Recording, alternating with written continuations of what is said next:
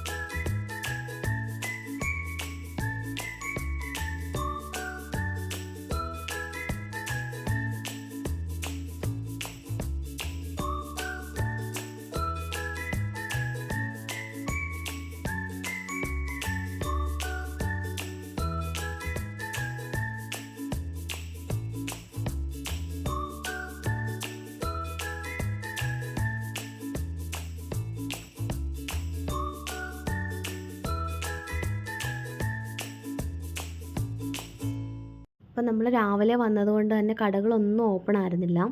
പിന്നെ നമ്മൾ നേരെ വണ്ടിയെടുത്ത് നമ്മൾ തിരുവല്ല അമ്പലത്തിലേക്കാണ് പോയത്. വീഡിയോയുടെ അവസാന ഭാഗത്ത് ഞാൻ അവിടെ നിന്ന് എടുത്ത കുറച്ച് ഫോട്ടോസ് കൂടി അപ്ലോഡ് ചെയ്യുന്നുണ്ട്.